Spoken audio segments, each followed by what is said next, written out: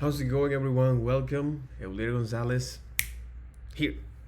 Today, let's take a look now at this the not so secret life cycle of variables by asking two questions here.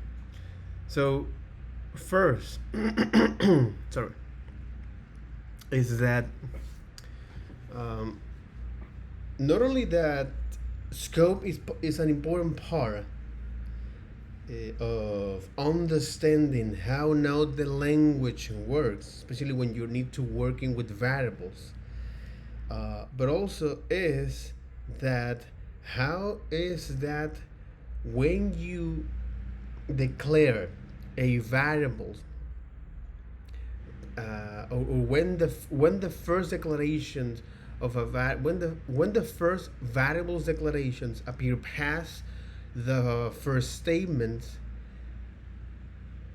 now how the reference or the of these identifiers between, which is something that I describe here, but I want to use my own words, how now the reference between that gap, let me actually point that out here, which is this particular question, is that how will any reference to that identifier before the declaration behave? All right, so that's one. And the other is that how now JavaScript or what happens when variables declaration has the same name. And this is just to understand now the nature of the variables declarations and functions declarations, or any declarations here, particularly variables here, how these declarations behave. Because in previous chapters, right now we're in the chapter 5, in previous chapter we look at the importance of understanding a scope and understanding working with variables and what is a variable and so on and so forth.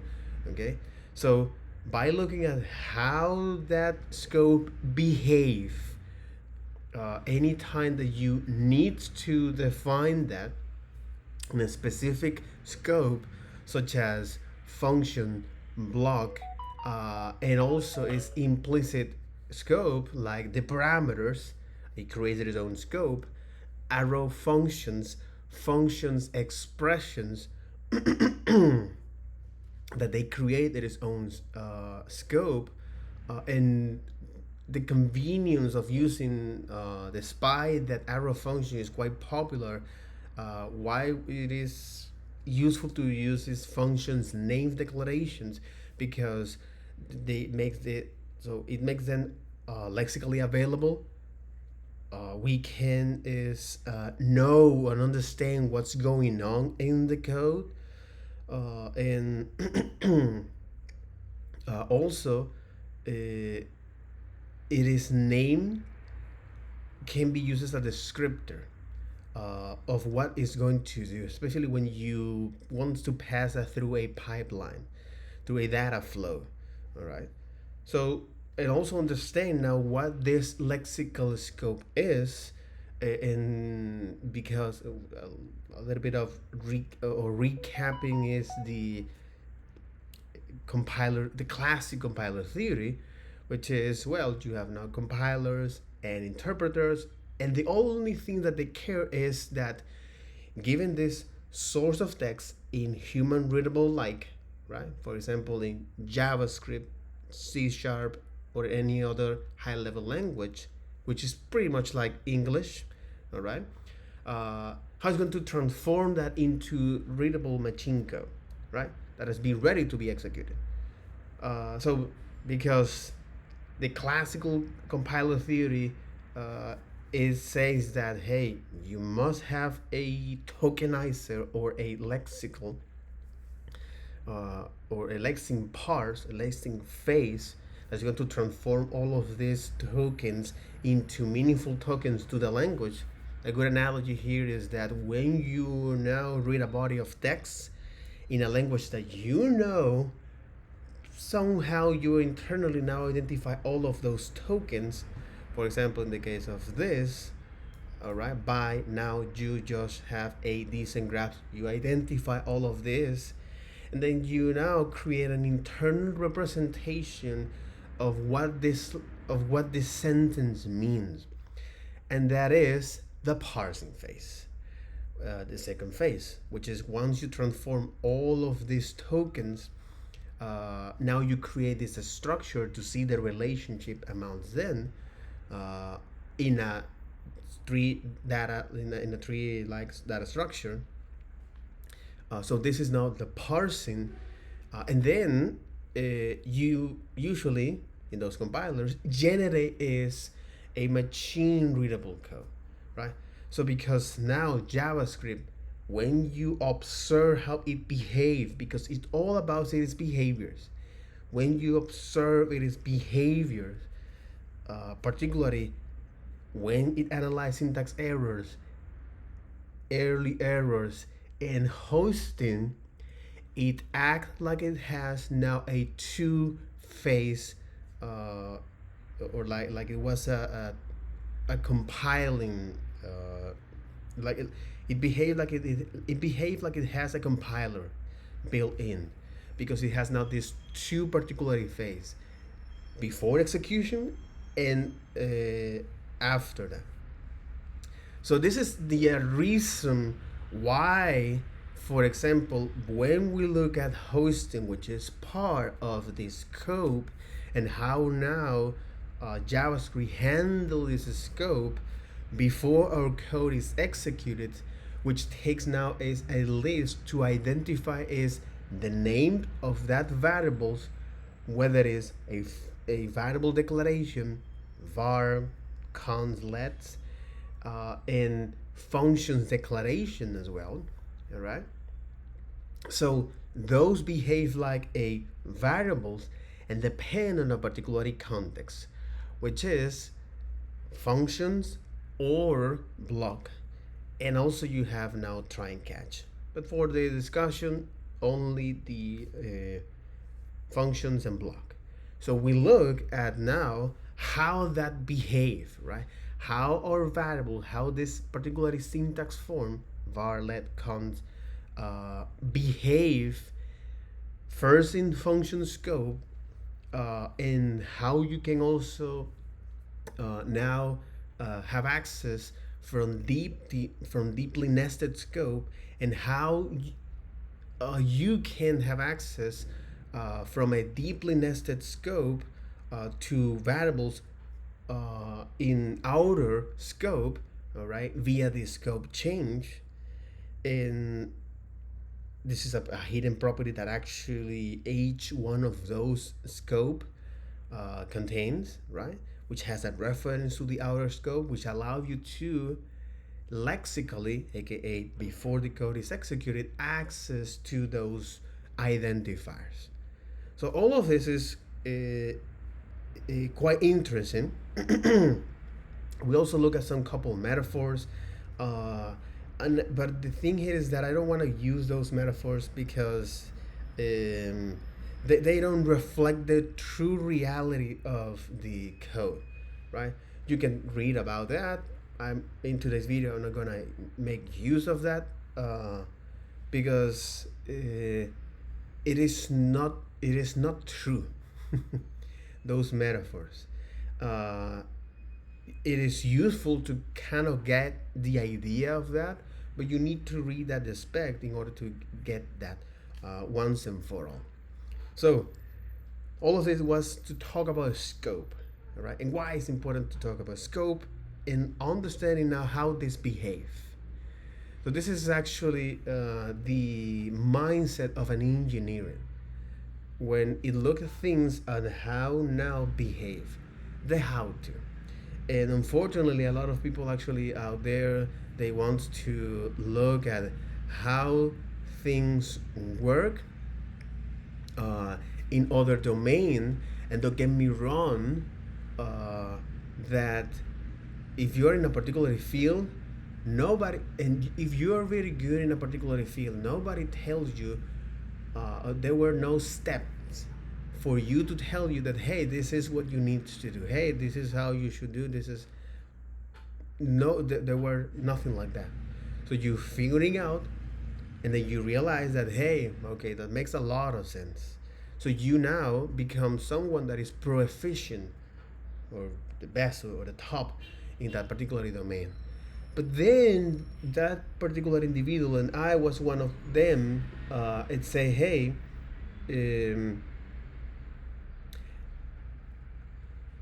you go to another domain in your life, let's say your physical domain, and I know I'm taking a quick tangent here, so bear with me, we're gonna get back here. And then that particular individual go to another domain in their life, fitness, nutrition, finance, whatever, you know, and then rely on experts, and then go to the expert, what this expert says, what's the common wisdom and stuff like that, and they don't get the outcomes that they need, and that is because there is no how to get there. That's number one thing. And our culture, because it sells magazines, is full of how to. This is how to, this is how you should, yada yada yada. And don't get me wrong, there is nothing wrong about it. But the thing is that the question is that it's effective to you, is that things works to you. That's the whole point of this. And I know that people, you're not all, everybody is not gonna be good at everything, all right? But if you truly want to understand something in that domain, you will understand that in the doing, recognizing that in the doing is where you can get there. When you when there is truth, when there is things that works. So this is why actually, well, sorry, sorry. So this is actually why I look at this series of videos. I actually recording. Nobody told me to record this, and in fact, I'm doing this is not for. I'm doing this is for myself. That's it. I'm doing this is because I think and I feel that I need to do this in order to not only to provide this service to somebody else and be effective at what I'm doing, and it's because this is true. So if I need to describe this to somebody else, or if I need to figuring out how to solve my problems, especially in the profession and so on and so forth, I do need to understand this, how this come, where this comes from. So enough. So here we are figuring out now at how these variables declarations behave. All right.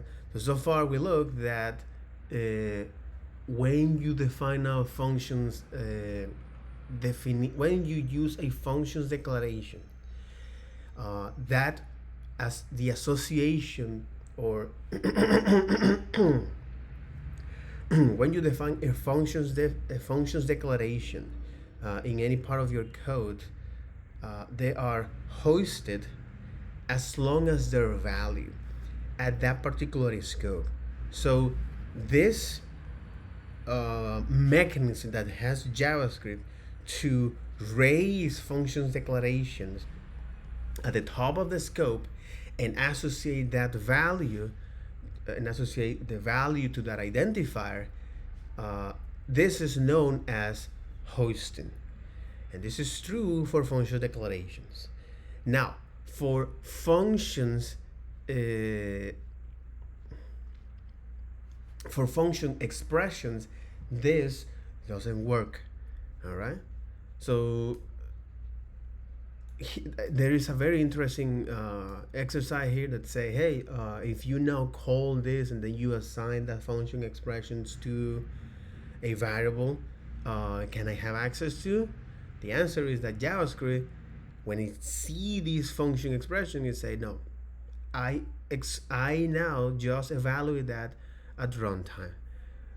So functions declarations are functions declarations are hosted and initialized to the function's values before the code is executed.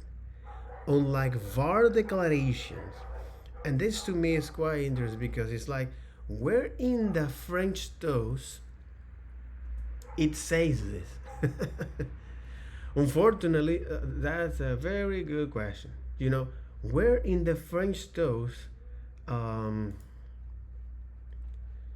when you look at the functions declaration here, early error, function body contains use string, evaluate the function body, because this is runtime semantics. It's a function declaration instantiation.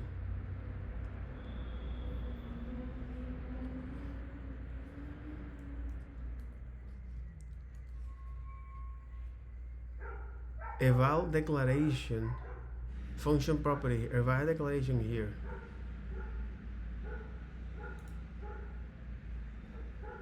In memory share here. That's to me the mind-blowing thing of all of this.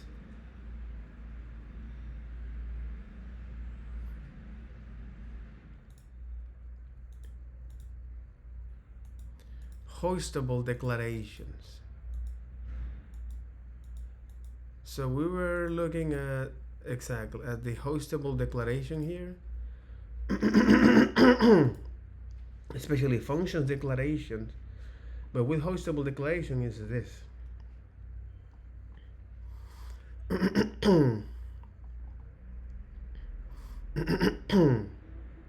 It is a syntax error if the lexical declared name. Oh, here's describing is this. This is runtime semantics. Statement and declaration here. Statement semantics. Hoistable declaration, runtime semantics, evaluations. Oh, there you got it. So block is describing here of the block. Static. Okay. Here's describing this. Holy hell. If a syntax error, if the lexical declared name of a statement list contain any duplicate entries, unless the host is a web browser or otherwise support block level functions declaration with legacy compatibility semantics, and both of the following conditions are true, is strict this production is false. The duplicate entries are only bound by functions declaration. Look at this. And here is telling you the duplicate entries are only bound by functions declaration. So in other words, if you have this and for some reason lexically declare, which is using is this lexically declare.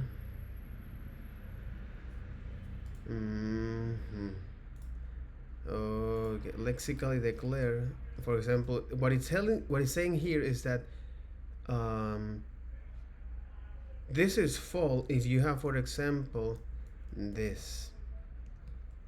So variable 1 with the value 1, and then variable 1 with 1.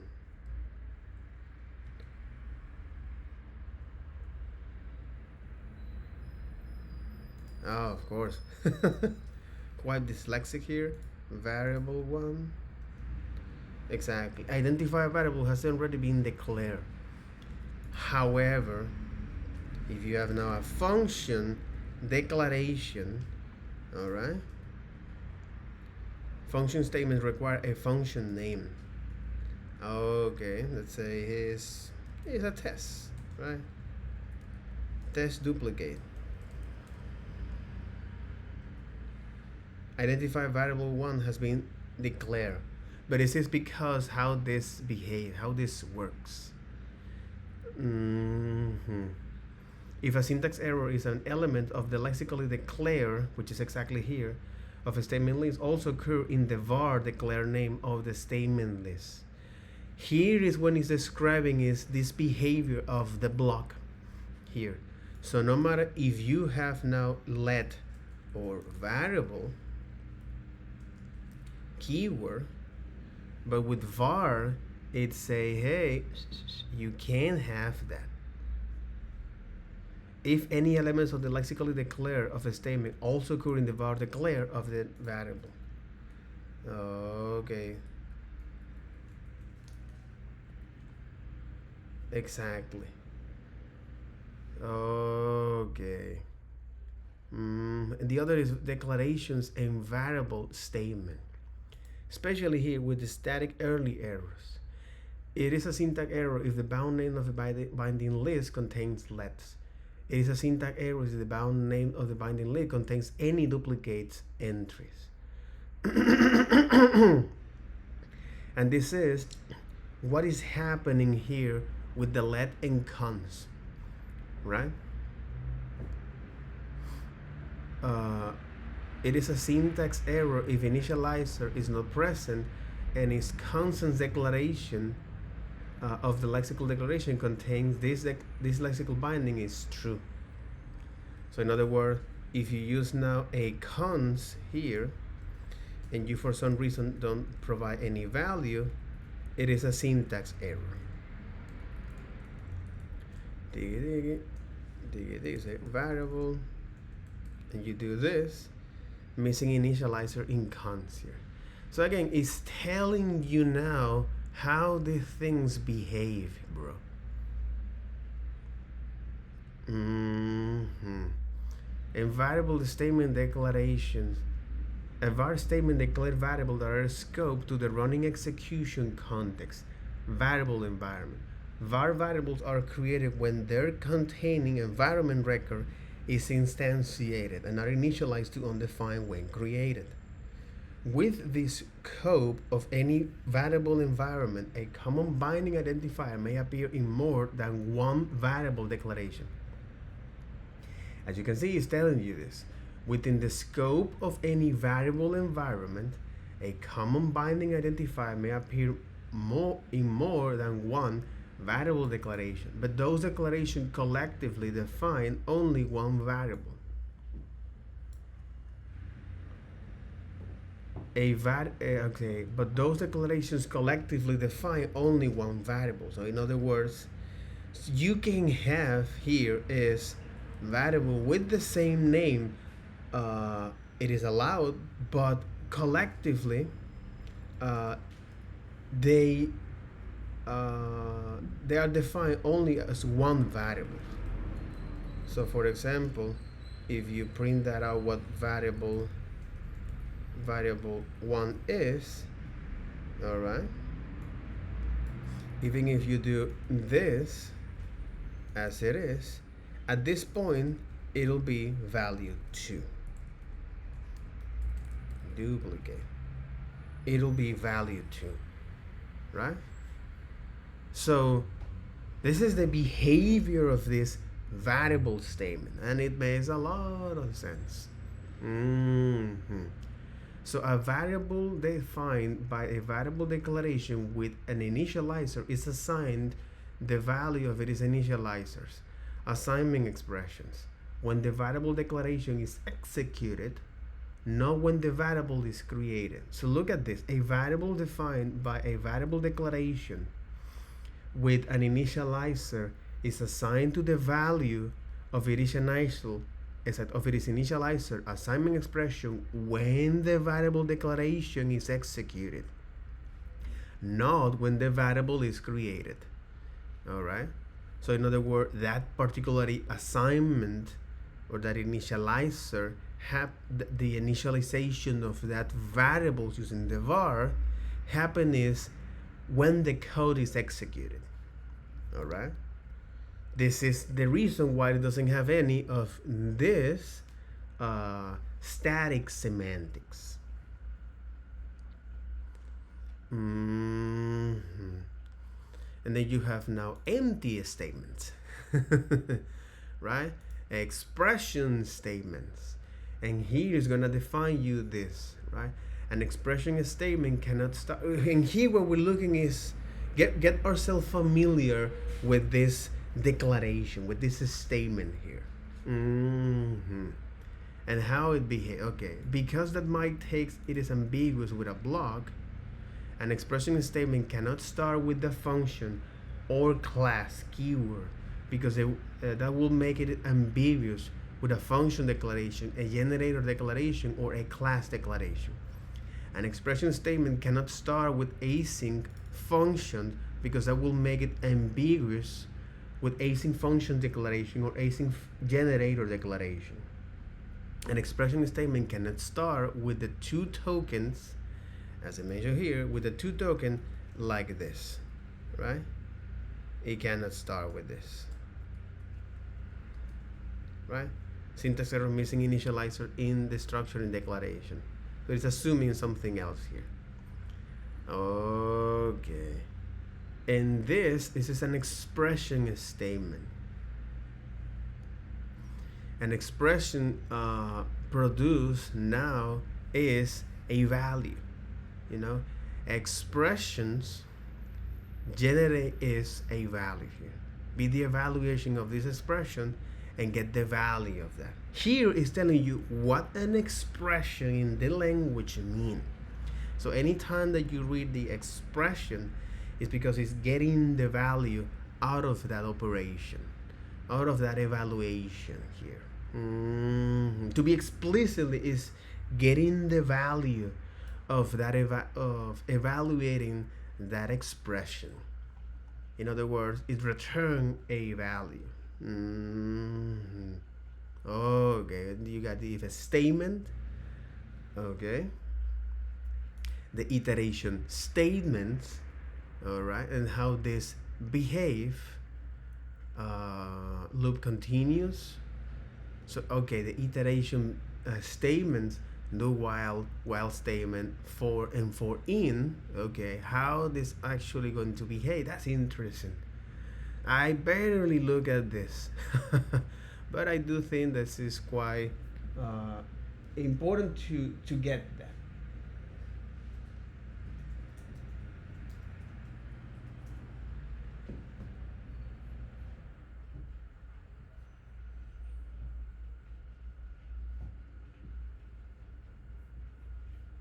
Important to get that.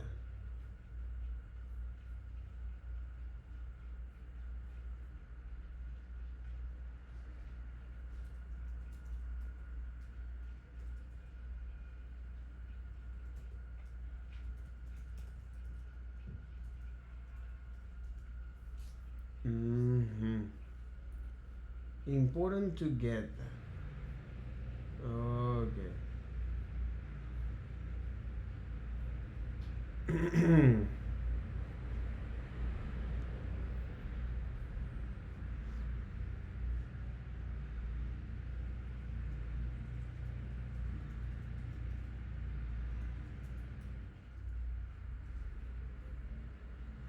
Important to get there.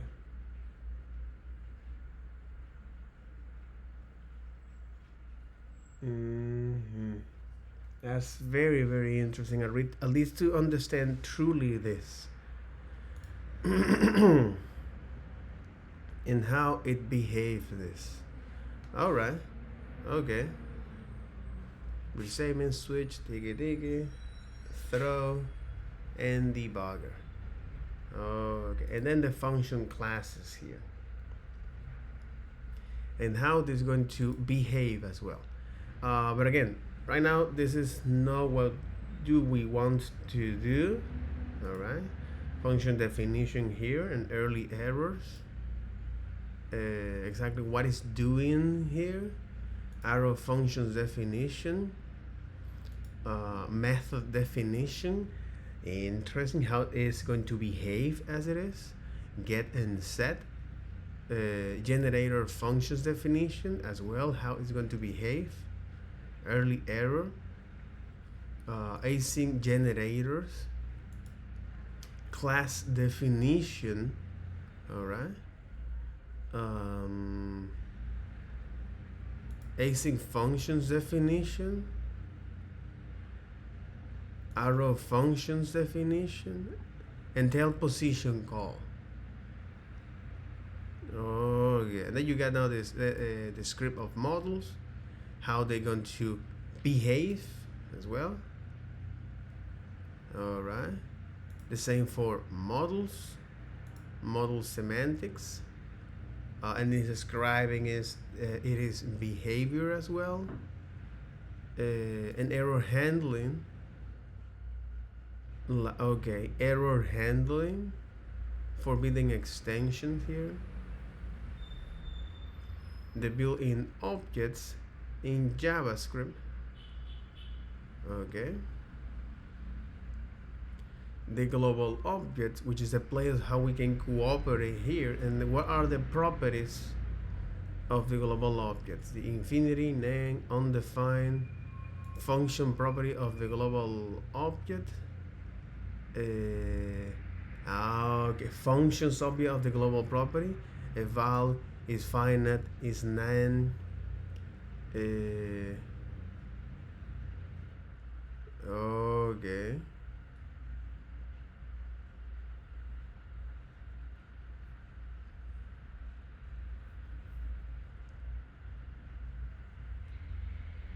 A reliable way of ECMAScript code test if a value of x is nan is an expression of the form this.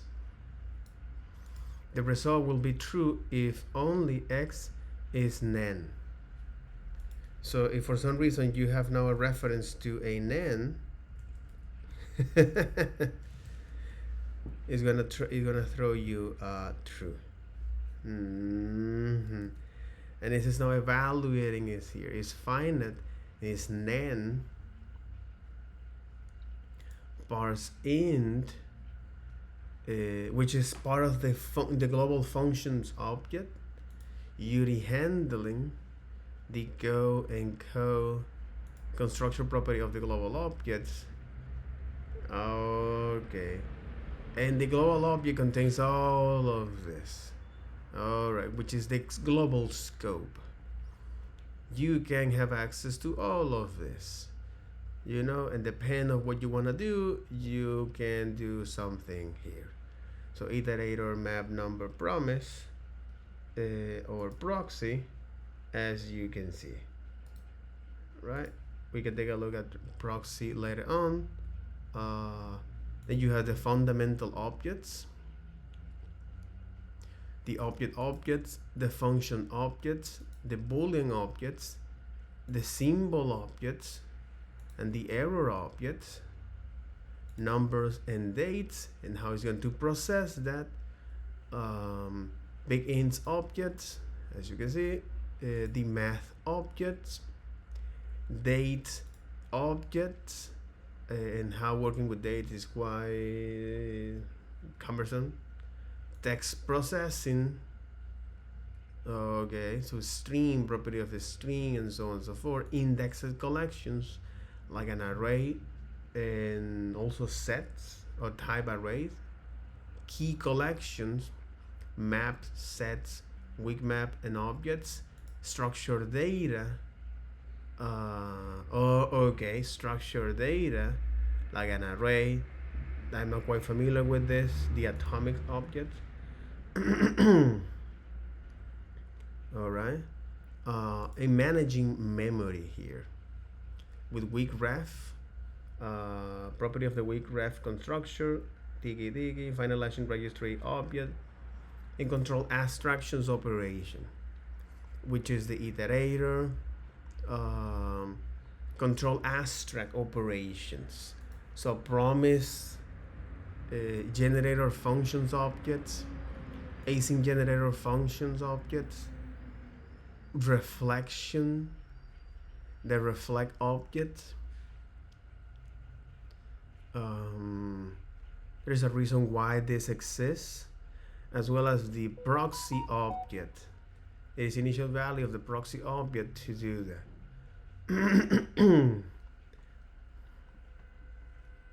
A model namespace.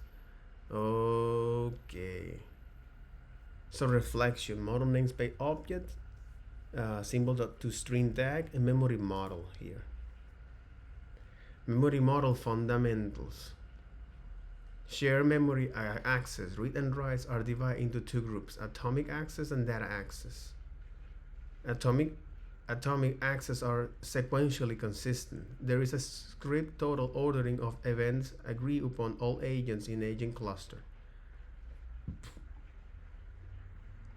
In the memory model, agent event records, choosing value records, candidate execution, abstract operation for the memory model, abstraction operation for that, relations of candidate execution, property of valid execution, race, and then some informative as it is, right? In the same for this. Additional normative that describe is some of the legacy things that exist in the language. Okay, regular expression here, as well as the look at this. They also have that. Okay, I do think that this was very revealing in terms of understanding now is the behavior of this.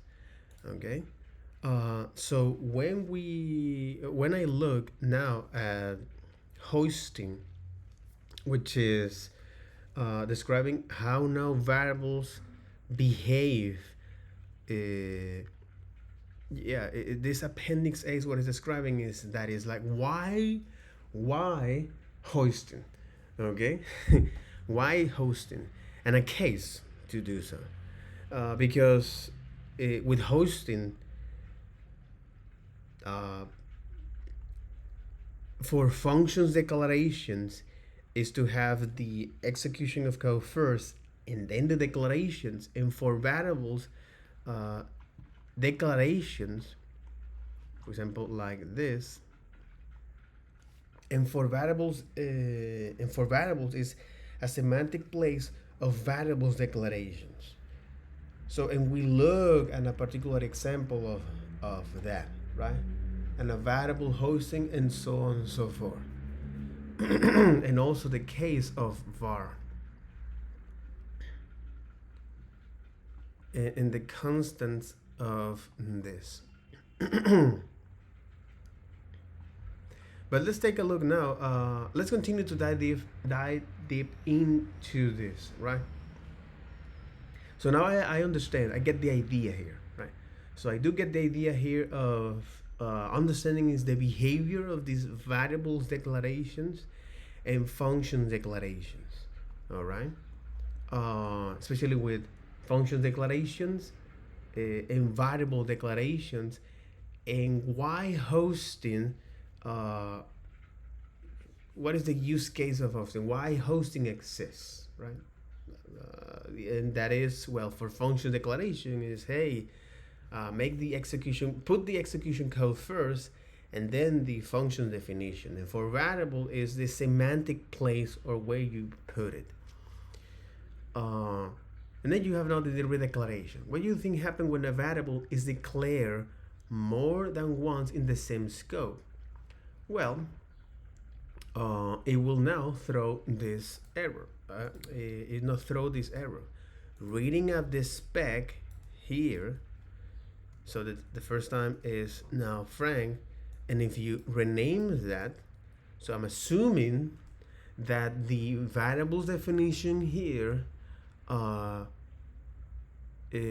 because variables, if they have the same name, all of them will now reference to the same declaration. So if you have, because this is something that is here, for example, in the variable declaration, nope,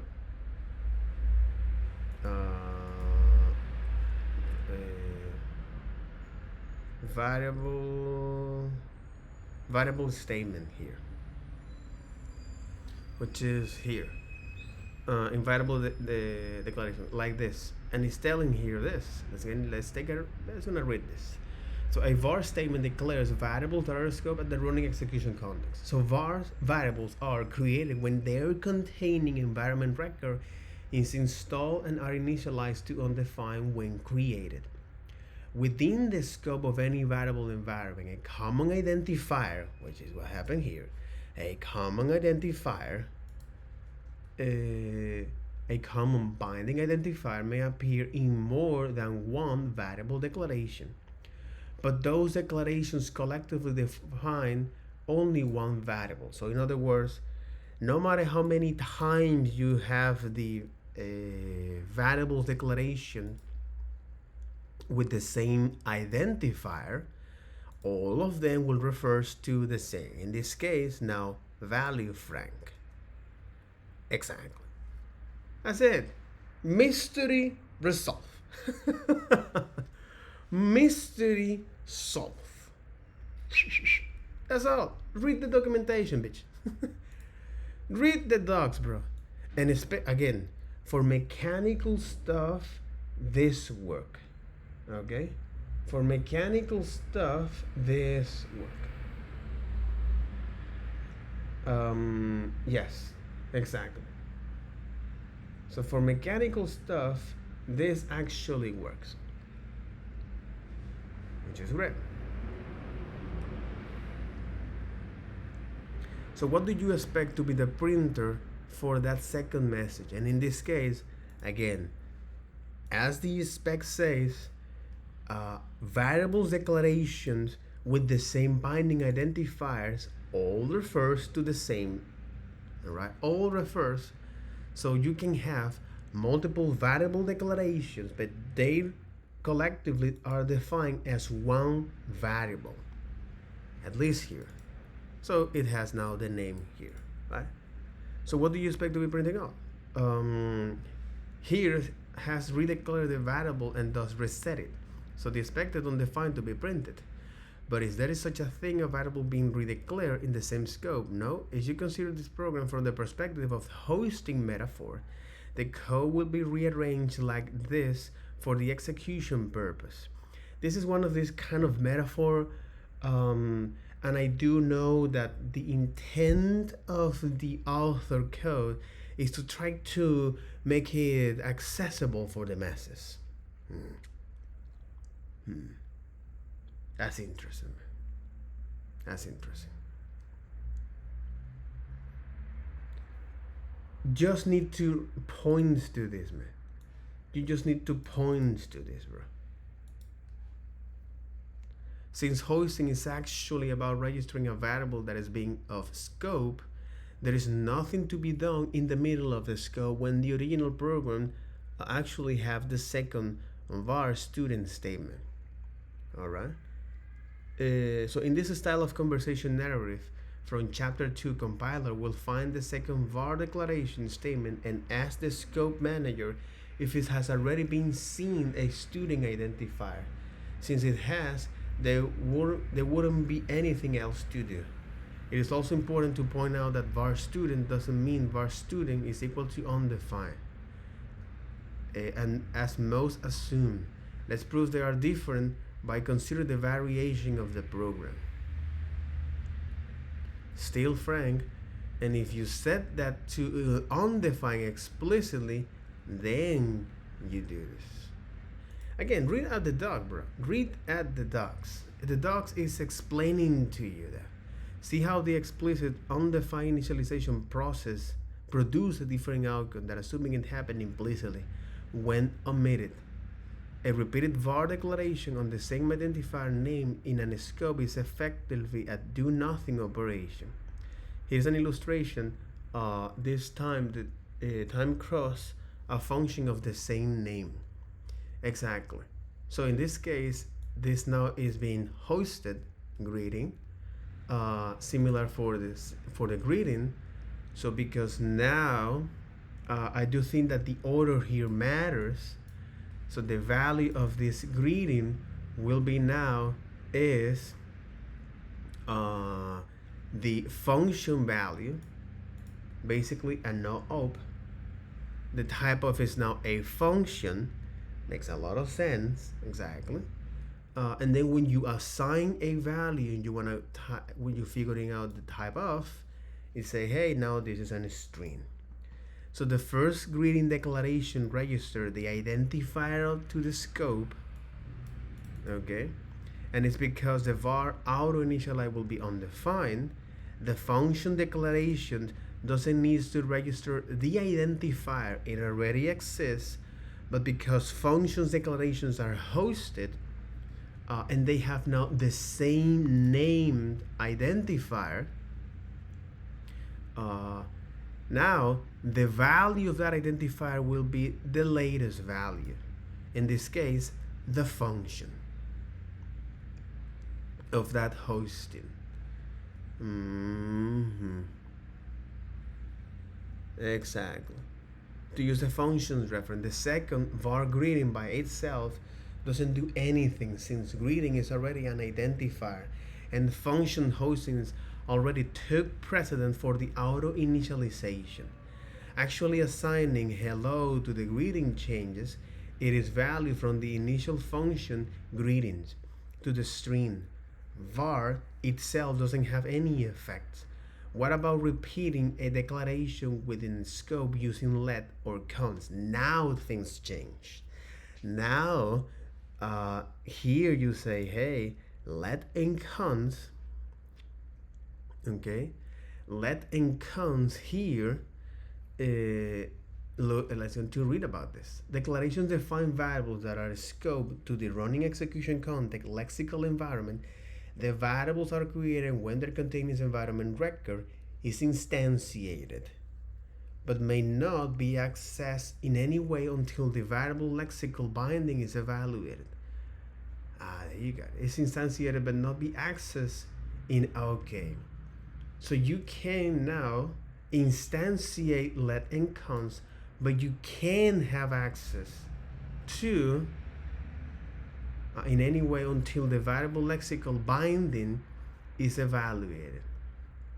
A variable defined by a lexical binding with an initializer is assigned the value of its initialized assignment expression when the lexical is evaluated, not when the variable is created.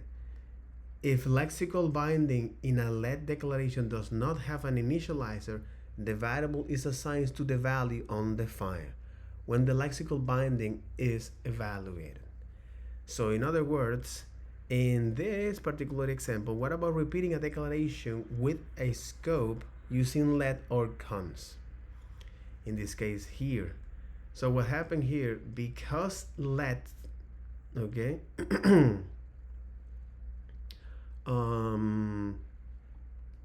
so if a syntax error, if the bound name binding list contains let, it's a syntax error if bound names of binding list contains any duplicate entries. Here's what it's telling you to do this. So in this case, if you're using this syntax form, all right, which is what we are looking at here, the redeclaration, if you're using now the syntax form of let, it will now throw an error, a syntax error. Okay, we'll say, hey, student name has already been redeclared. This program will not execute, but instead immediately throw a syntax error. So depending on your JavaScript environment, the error message will indicate something like student name has already been declared. In other words, this is a case where attempts redeclaration is explicitly not allowed. It is not just that two declarations involving let will throw this error. If either declaration use let, the other can be either let or var, and the error will still occur, as illustrated with these two variations. In this case, this is like okay. So that's quite interesting. This also going to produce an error, but it's because of the let.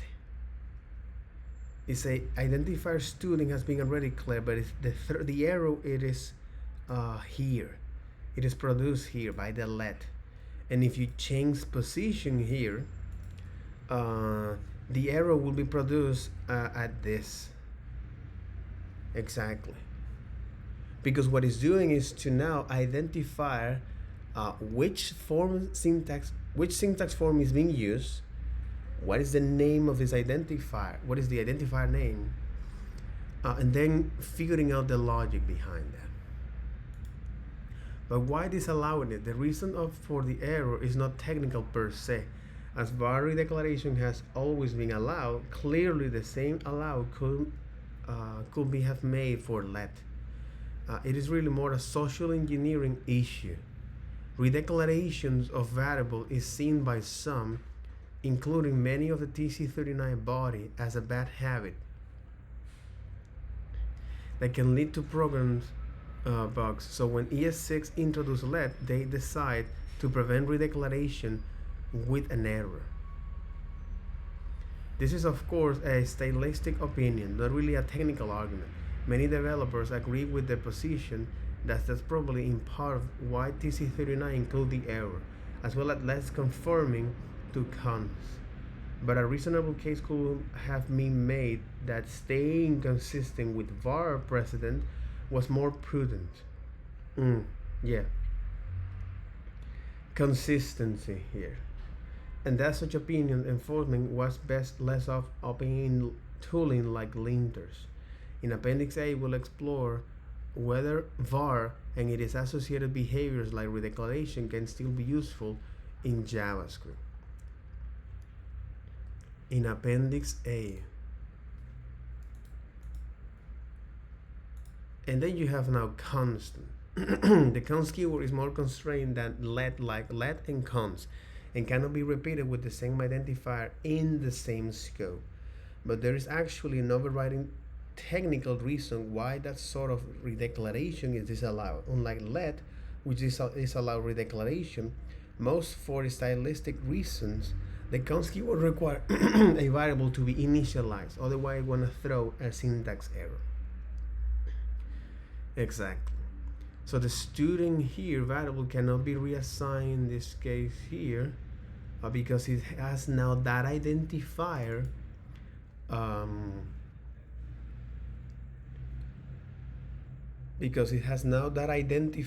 being used. It is a the error throw when reassigning a student is a type error and not a syntax error. The subtle distinction here is actually pretty important, but unfortunately far too easy to miss. It say, hey, okay.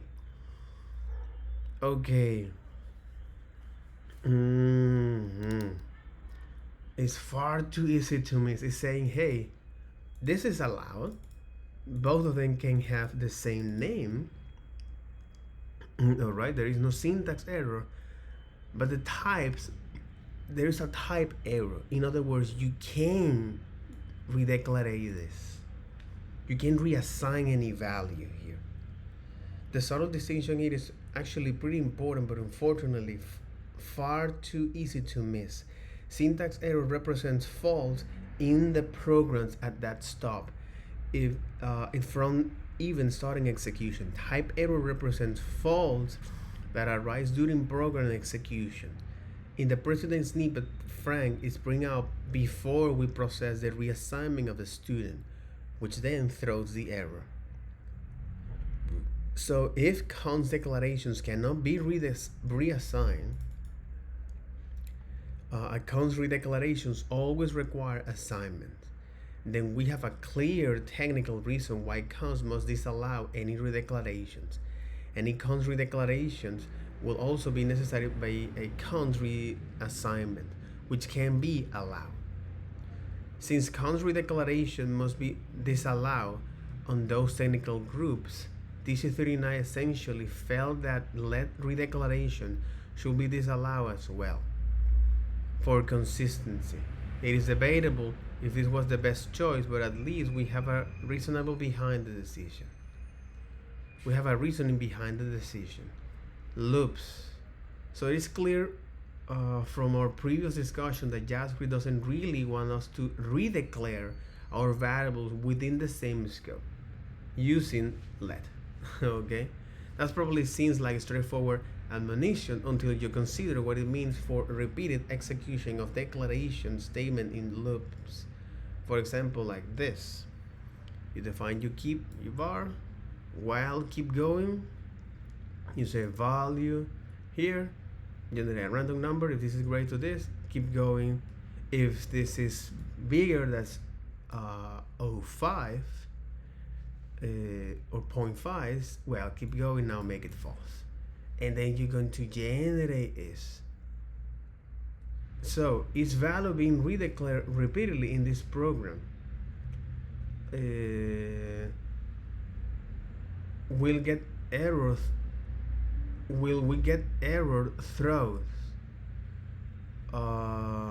That's a good question. And so all the rules of scoping, including redeclaration and let created variables, are applied per scope instance. So if you are redeclaring variables here, it will throw an error, but it say no. And if you run this again, in other words, each time a scope is entering during an execution, everything resets. Each loop's okay. Each loop iteration, it is only a scope instance, and within each scope instance, value is only being declared once. So there is no attempt. Redeclaration, and those no errors. Okay, so this actually behaves like a scoping. That's a good question, especially for looping, loops, continuous, loops continuous, iteration semantics, loop continuous, and loops evaluation. It's a syntax-directed operations loop evaluation that takes argument label set and returns either a normal completion or JavaScript value of an abrupt. Iteration statement do while and return do while loop evaluation, while loop evaluation, and for loop evaluation. And here's describing is this. Take a look. Okay, here we're looking is what truly happens when you use a do while. A while, a for on for in. Okay, do statement while repeat. Let's something result be completion. Let's be the completion of evaluation of any statement. If loop continues, okay, be completion of evaluation of any statement.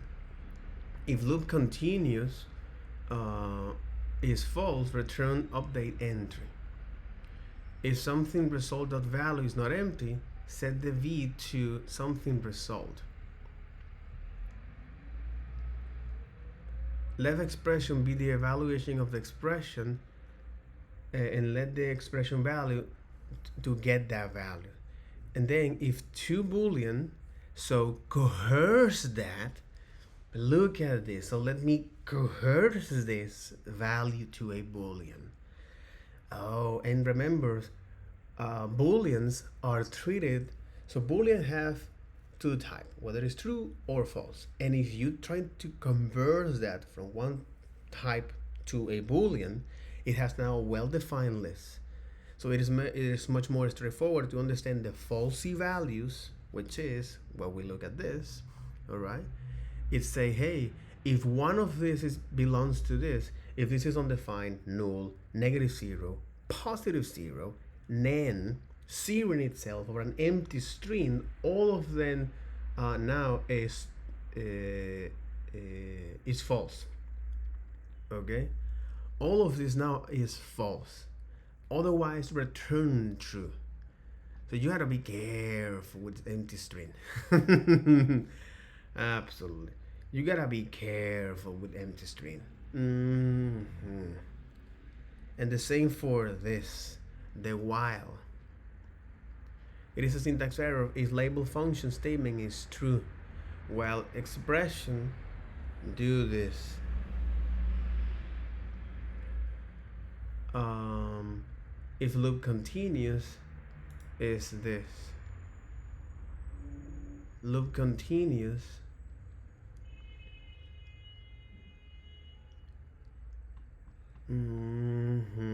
So everything here, by looking up the observable behavior like this, okay, looking at the observable behaviors of value, all right, as you can see here now, since let or variable redeclarations are something undesired in the language, but var, well, for historical purpose, for historical reasons, they need to define that. And now a let and count, they don't allow this. So anytime that you are doing an iteration, you are now creating like some sort of new scope here, because otherwise it will throw now an error here, right? In this time it does this three times, right? One, several times, all of this. This is for let. Now what about var? Okay. Each loop iteration is its own new scope. So let me now not guessing. Is looking at this. No. It's looking at this. Not guessing.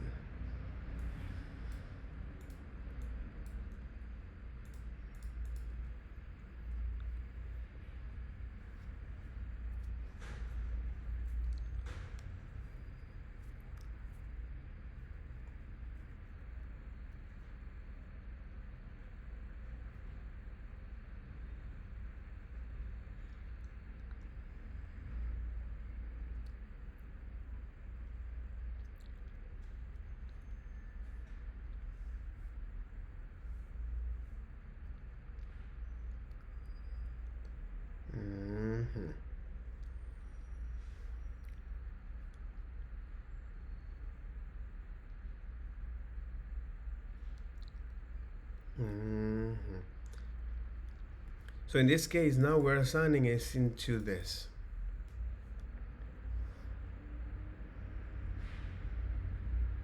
So because here we are on each one of those iterations is creating now, and because now value here are not block scopes or function scope,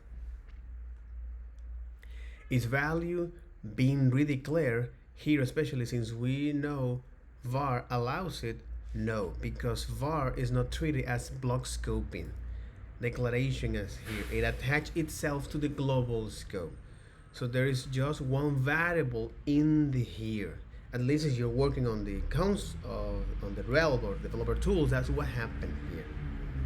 So for the previous example, if you do want to have access to, let's say, this, right? So what is the value of here? It's a no, it's undefined. But if you're using now var, in this case, it will be now this, since this is now enclosing in a function scope or a global scope, you can have access to that value there, like window value here. So it is attached to the global scope.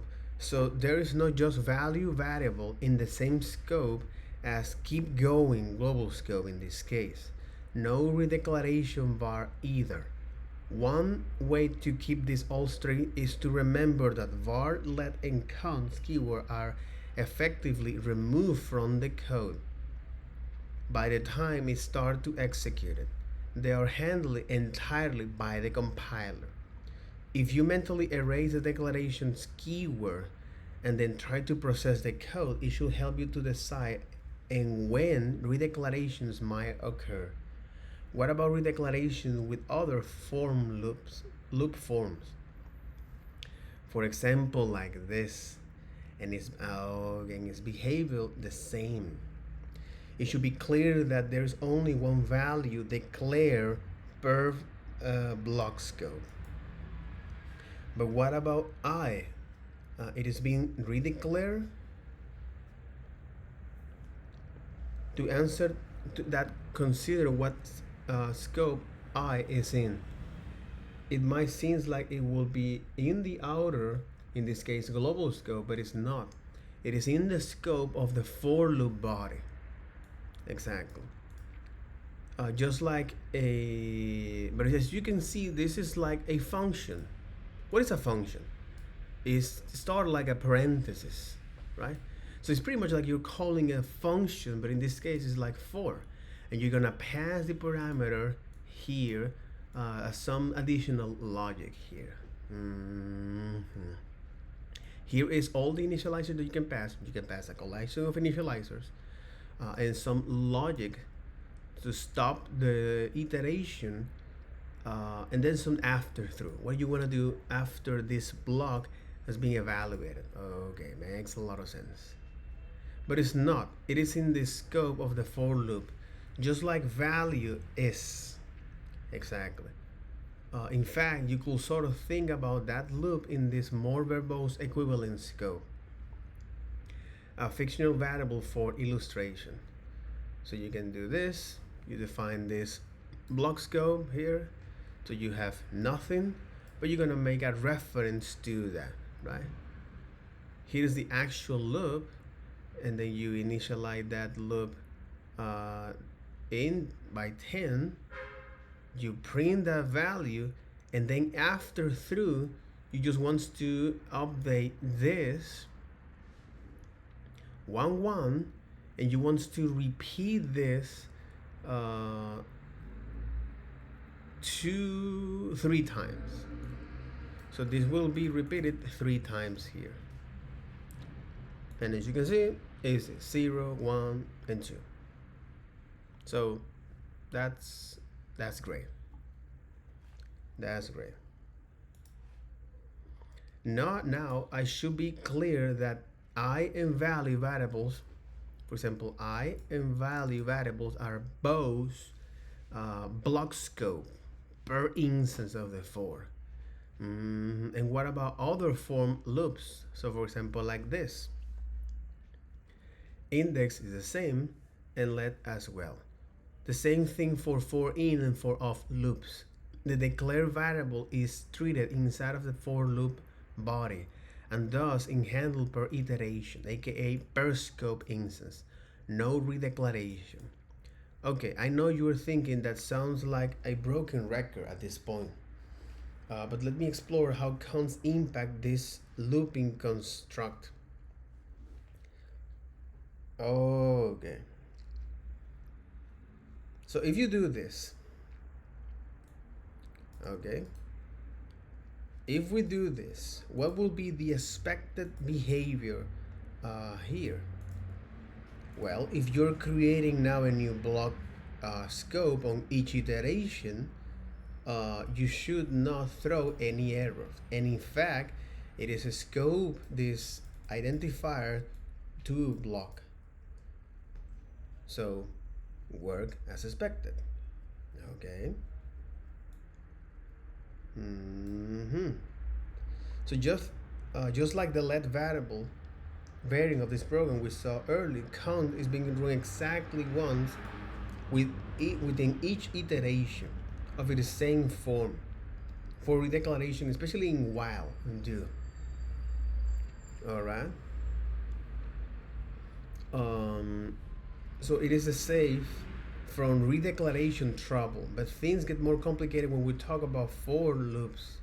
For in and for of are fine to use with const. For example, like this. So you can use const here. This is also fine. But what about this? but not for the general for loop.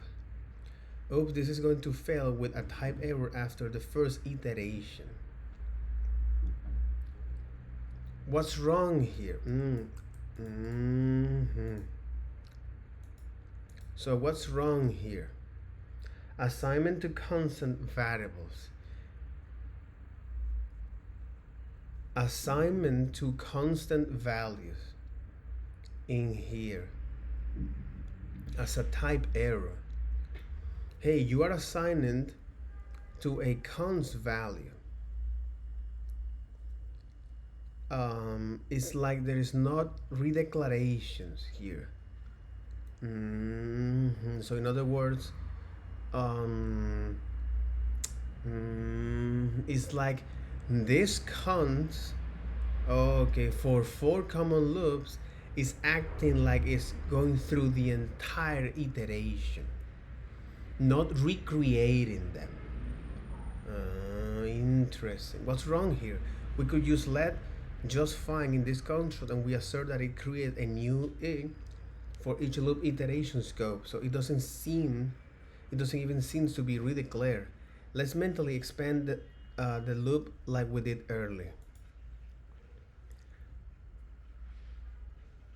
Exactly, it's like we are defining is this con here.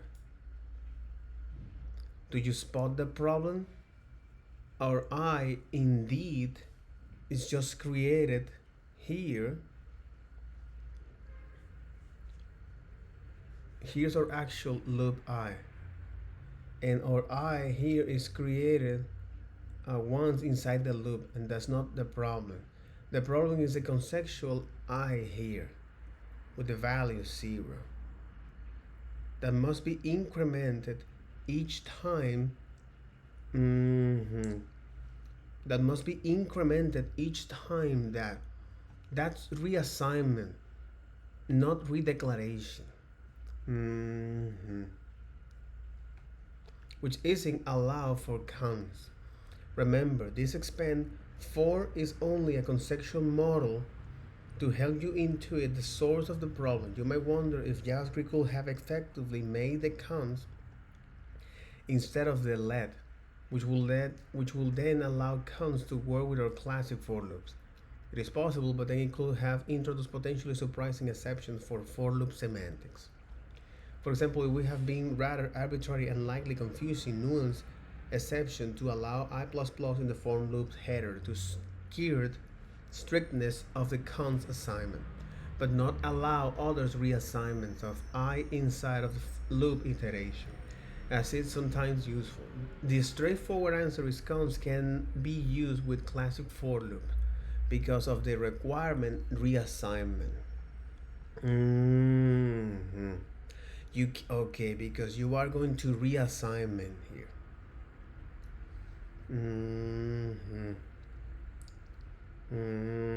Because it needs to be reassignment. Okay, reassign it is valid. Interesting, if you don't do reassignment,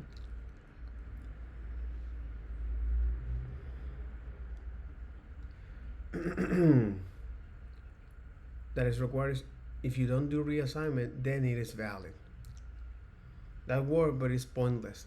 There is no reason to declare I in that position with a count, since the whole point such a variable is that position to be used for counting iteration. Just use a different loop form like a while loop, or use a let. Uninitialized variables, aka TDC. With var declaration, the variable is hoisted to the top of its scope. But all of this is just to describe that particular behavior. Okay?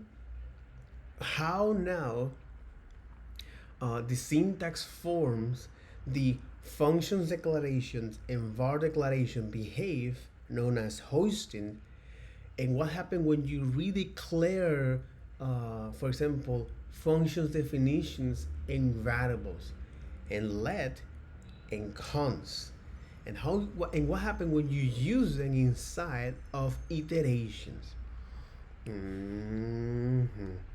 That's interesting. And uninitialized variables, aka TDC. So I do think I'm gonna leave that as it is. That'll be all for this video. Take care. Bye bye.